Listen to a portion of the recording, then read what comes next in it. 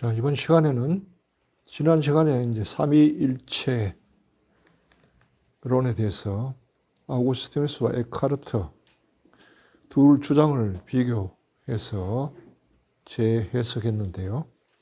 거기서 우리는 본질로 계시는 하느님과 그다음 존재로 당신을 놔두시는 하느님에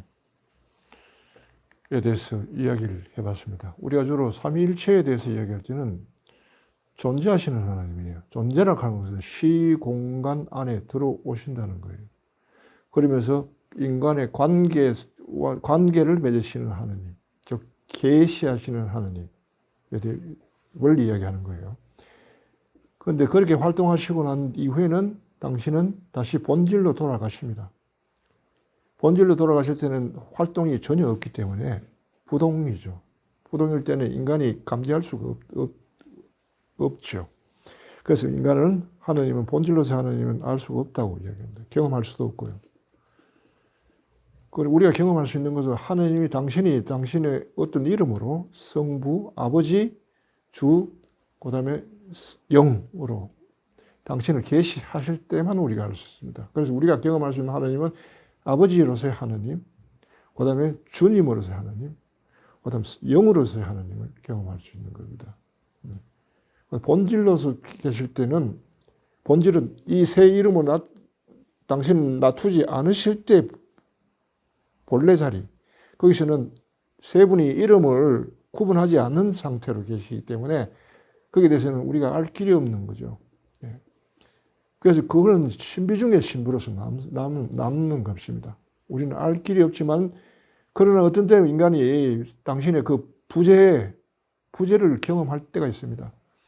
그거는 오로지 부재를 경험하는 사람은 그냥 사람은 아니고 하나님을 체험한 사람이라야 부재를 경험하죠. 왜냐하면 부재라는 말 자체가 존재가 사라진다는 뜻이니까. 존재하시는 분을 경험한 사람이 신의 부재를 경험할 수 있어요. 그러니까 계시된 하나님을 아버지, 주님, 영으로서 하나님을 만나보지 못한 사람은 신의 부재를 경험할 수가 없어요. 그래서 그러나 부재를 경험하면 우리는 알 수는 없지만 부재 자체가 가지는 어떤 인간에 주는 효력이 있을 뿐만 아니고 그것이 궁극적인 영의 갈증을 완전히 해소시킨다는 거예요. 그러니까 신의 부재의 경험은 반드시 필요한 경험이에요, 사실은. 자, 이렇게 이제 그리스도교의 삼일체의 신비에 대해서 우리가 엿봤습니다. 뭐 다 알았다고 하기는 적대 없죠. 그냥 잠시 엿봤단 말이에요. 이걸 가지고 그러면 이제 노자, 도덕경 1장 이걸 한번 읽어봅시다. 삼일체론에 근거로 한 노자 도덕경 1장은 어떻게 읽히는지 이걸 보면은 아마 조금 더 좀 색다른 해석이지만은 눈이 좀 더 밝아지리라 봅니다. 자, 우선 봅시다. 노자 도덕경 1장이 어떤가? 도가도 비상도, 명가명 비상명. 도라고 하면 이미 그 상도가 아니고 도가 아니고 이름을 이름이라 하면 상명, 항상 하는 이름이 아니다 말이죠. 무명 천지지시오 유명 만물 치무라. 무명은 천지의 지시오 출발이고 그로부터 모든 것은 이름 없음으로부터 출발하고요. 유명 만물 치무라. 이름은 모든 것의 의미다 하는 거예요. 상무욕 이관 기묘 상유욕 이관 기요. 무욕으로서 그 묘한 이치를 관하고 유욕으로서 그 돌아가는 강을 엿본다. 이 둘은 동출이 이명 같은 데서 나왔지만 이름이 다르다. 동의지연 같이 가마득하다만 신비롭다. 신비롭고 또 신비롭구나.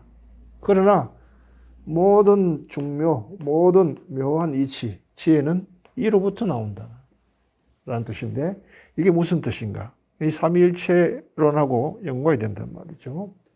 해서 봅시다. 도가도 비상도. 도로서의 하나님은 본질로 계시는 하나님이에요. 부재의 하나님이고 인간이 경험할 수 없는 하나님이에요. 그러나 실제로 본질로 계시기 때문에 우리는 경험할 수는 없지만 그 효과는 본다 그랬죠. 그분을 에카르트는 가드헤드라고 그랬어요. 신성이라고 그랬어요. 신성. 본질로 계시는 하나님. 도가도 비상도. 이런 하나님의 이름을 하나님이라 붙일 수가 없단 말이에요. 이름을 붙일 수가 없다. 이름이 없으니까, 그지? 이름 없이 존재하시는 분이니까. 명가명 비상명. 이름을 붙이지만 그걸 항상 하는 일은 아니다.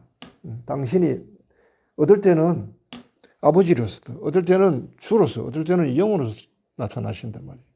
그러나 한 분이 나타나시면 세 분이 같이 계세요.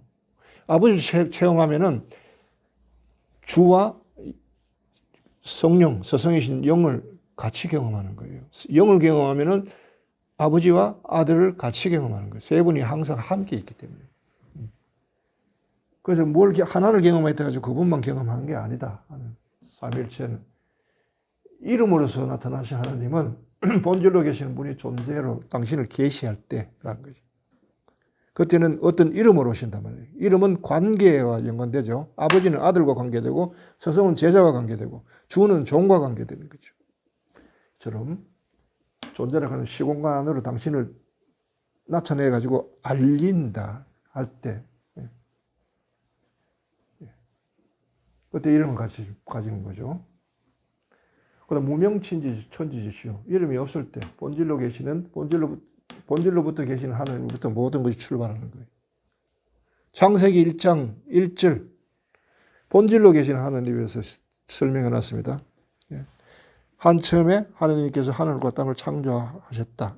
땅은 아직 꼴을 갖추지 않고 비어 있으며 어둠이 10년을 덮고 하나님의 영이 그 무리에 감돌았다. 아직 아무것도 꼴을 갖추지 아무것도 없는데 하나님의 영이 어둠 속에 감돈다는 거죠. 그 어둠의 10년을 감도는 하나님의 기운, 어둠으로 경험되는 하나님.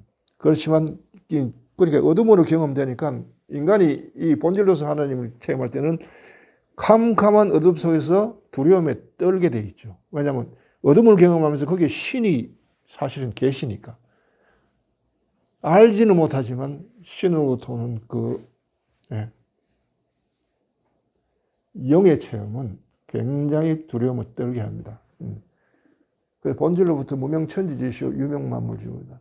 당신이 빛이 생겨라 하고 빛이 생겼을 때 만물은 원형으로부터 나온 겁니다. 그분의 이미지를 담고 있어요. 그러니까 모든 만물은 창조된 만물은 원형을 닮아 있죠. 그러니까 원형은 모든 피조물의 의미일 수밖에 더 있나요? 유명은 만물시며 상무욕 이관기묘. 상무욕이라고 하는 것은 영이 나타났을 때 영을 경험하려고 하면 자기를 비워야 됩니다. 자기를 고집하는 자, 자기 생각을 고집하는 자, 자기 느낌을 고집하는 자, 자기를 판단하는 고집하는 자는 영을 경험할 수가 없어요. 마음을 비워야 된다고요.